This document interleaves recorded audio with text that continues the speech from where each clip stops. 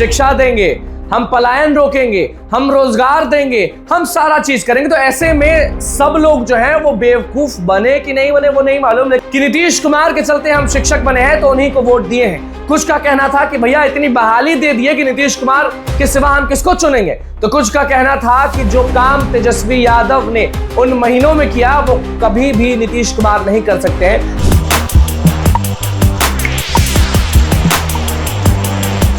देखिए कल जो भी होगा वो डिसीजन सामने होगा। नमस्कार, मैं हूं अनुकुल तिवारी और आप वॉइस हब देख रहे हैं।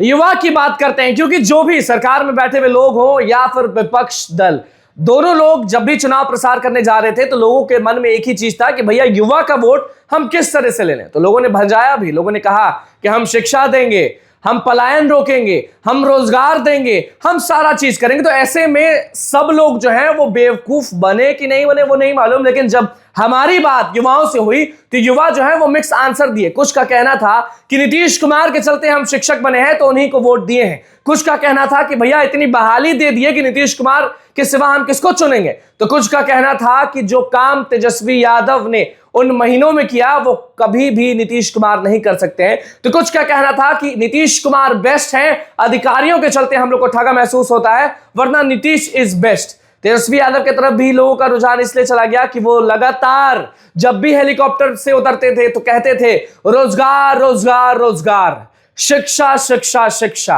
पेपर लीक और ये सब। लेकिन युवा को कहीं ना कहीं ये भी याद था कि जब भैया लाठी चलता था तो थोड़ा नहीं बहुत देर के बाद तेजस्वी यादव सामने आते थे।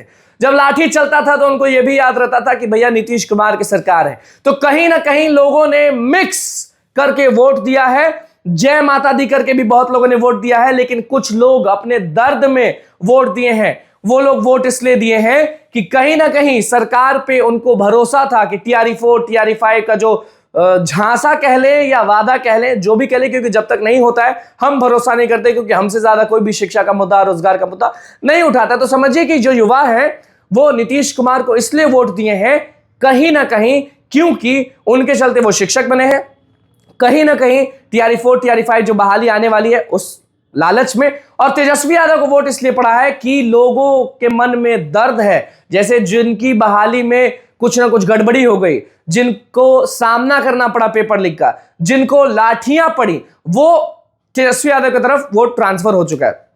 ऐसे में 96% लोग समझिए कि मिक्स हुआ है, लेकिन बाकी जो बच रहे हैं वो समझिए कि जात पात पे वोट किए। बुरा नहीं मानना है क्योंकि आज भी बिहार में जाति फैक्टर सबसे बड़ा फैक्टर है। युवा में लोग कहते हैं कि युवा में नहीं है, लेकिन बहुत सारे युवा ऐसे हैं जिनसे हमने बातचीत किया, उन्होंने कहा है कि भैया फलाना जी हमारे जात के हैं तो हम कैसे नहीं देंगे वोट। तो ये सब चीज भी सुनने को मिला है। बाकी आप सबको बता देते हैं कि युवा जिस पर भी भारी होगा उसकी सरकार बनने वाली है।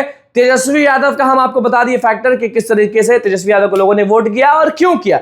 नीतीश कुमार की तरफ भी लोगों का झुकाव क्यों था, कैसे था, वो भी हमने आपको बता दिया। तो अब समझिए कि बस कुछ घंटे मतलब कि 24 घंटे हैं और उसके बाद मालूम चल जाएगा कि किसकी सरकार बनेगी। हम लगातार आप सबको बता देते हैं कि जितने भी हॉट सीट होंगे वो हम कल सुबह से चलाते रहेंगे। आप लोग देखते रहिएगा वॉइस हब और बताते भी रहेंगे कि यहां पर युवा किस तरीके से वोट किए, किस तरीके से आगे बढ़ाए इनको।